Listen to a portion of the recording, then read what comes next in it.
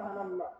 আরেকটা সুসংবাদ হলো এই দুনিয়ার মধ্যে যত অন্যায় অপরাধী তোমার থাকুক না কেন, আমার আল্লাহ পাক রব্বুল আলামিন আমার উপর দরুদ পাঠ করার কারণে তোমার সমস্ত গুনাহগুলি আমার আল্লাহ মাফ করে দিবেন। সুবহানাল্লাহ। যত গুনাহ তোমার থাকুক না কেন, তুমি যদি তোমার জীবনের সবটাই সময় খালি আমি আল্লাহর নবীর উপর দরুদ পাঠ করতে থাকে, তাহলে আল্লাহ পাক রব্বুল আলামিন তোমার জীবনের সমস্ত গুনাহগুলো মাফ করে দিবেন। সুবহানাল্লাহ।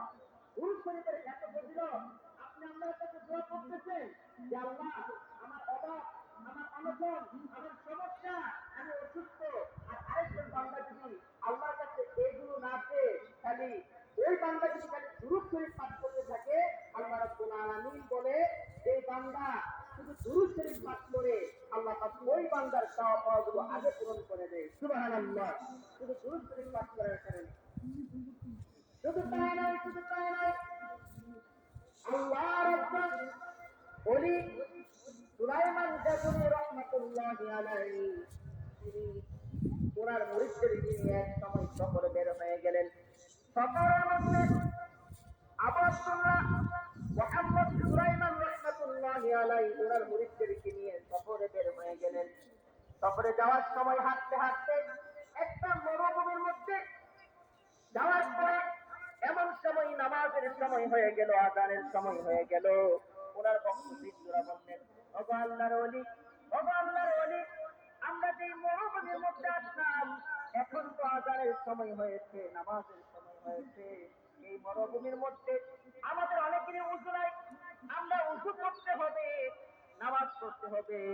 ওগো আল্লাহর ওলি, এই মরুভূমির মধ্যে আমরা কোথায় থেকে পানি পাবো? আমরা কিভাবে উযু করব? আমরা নামাজটা কিভাবে আদায় করব? আমাদের তো নামাজের সময় চলে যায়।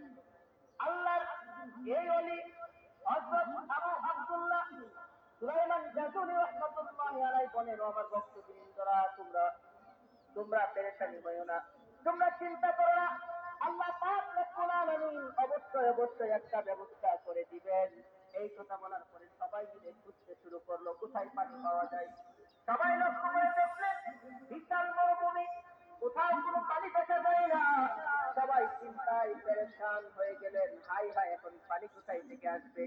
এই মরুভূমির মধ্যে আমরা কিভাবে উঠে পড়বো? নামাজের সময় চলে যায়, আমরা কিভাবে নামাজটা আদায় করব?